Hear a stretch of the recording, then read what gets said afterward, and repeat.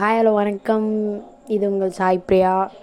இன்றைக்கி ஒரு டாபிக் என்ன பேசலாம் அப்படின்னு யோசித்தப்போ காலையில் கிளாஸ் கவனிச்சிட்டு இருந்தேன். அப்போ கெமிஸ்ட்ரியில் ஆட்டம் அப்படின்னு ஒரு சாப்டர் இருக்குது. அந்த சாப்டரில் எலக்ட்ரான்ஸை பற்றி சார் சொல்லிகிட்டு இருந்தார். லைக் எக்ஸ்டர்னல் எனர்ஜி நம்ம கொடுத்தோன்னா அது எக்ஸைட் ஆகும் அண்ட் அது அந்த ஸ்டேஜில் அங்கே அன்ஸ்டேபிளாக இருக்கும். அகெயின் அதே எவ்வளோ எனர்ஜி நம்ம கொடுத்தோமோ அவ்வளோ எனர்ஜி அதை கொடுத்துட்டு அது டீஎக்ஸைட் ஆகிடும். ஆக மொத்தம் எலக்ட்ரானோட என்ன எனர்ஜியோ அதுதான் ஸ்டேபிளாக இருக்கும் அப்படின்னாரு. அது அப்படியே நான் இதை இப்போ உங்ககிட்ட ஏன் சொல்கிறேன்னா, அதை நம்ம அப்படியே லைஃபுக்கு கனெக்ட் பண்ணி யோசிக்கலாம். ஸோ நம்ம லைஃப்பில் நாம் இருக்கோம். சம் ஸ்பெஷல் ஒன் இல்லை எங்கேருந்து வராங்கன்னே தெரியாது. ஒருத்தவங்க வருவாங்க, திடீர்னு அன்பை மழையாக பொழிவாங்க, அந்த எனர்ஜி மாதிரி. ஸோ நம்ம அப்படியே வானத்துக்கும் பூமிக்கும் பறப்போம், எக்ஸைட்டடாக இருப்போம். அந்த எக்ஸைட்டட் ஸ்டேட் கொஞ்ச நாளைக்கு தான், அன்ஸ்டேபிளாக இருப்போம். அப்புறம் எவ்வளோ ஃபாஸ்ட்டாக வந்தாங்களோ அவ்வளோ ஃபாஸ்ட்டாக போயிடுவாங்க. எங்கே போனாங்கன்னே தெரியாது, என்ன ஆனாங்கன்னே தெரியாது, ஏன் வந்தாங்க ஏன் போனாங்க எதுவும் தெரியாது. எவ்வளோ வேகமாக வந்தாங்களோ அவ்வளோ வேகமாக போயிடுவாங்க.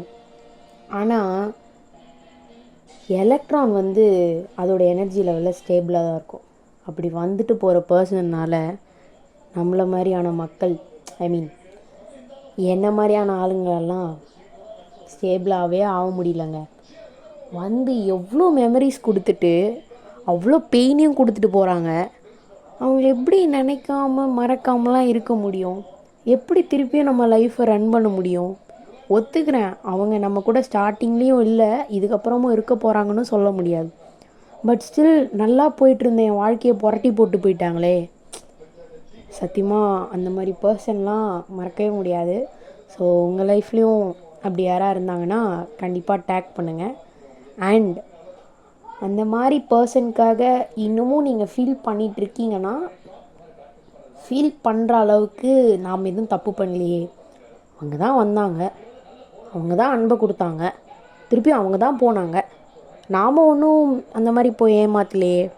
ஆனால் அந்த மாதிரி ஏமாத்துகிற பர்சனாக மற்றவங்க லைஃப்பில் நம்ம இருந்துடக்கூடாது. ஏன் அப்படின்னா, அந்த ஏமாற்றத்தோட வலி என்னன்னு உங்களுக்கு தெரியும், எனக்கு தெரியும். ஸோ நமக்கு கிடைச்சதை யாருக்கும் கொடுக்கக்கூடாது, கஷ்டத்தை மட்டும். அதே ஹாப்பினஸோ வேறு என்ன வேணால் நமக்கு கிடைச்சதை விட அதிகமாக கொடுக்கணும். So always be happy, stay healthy.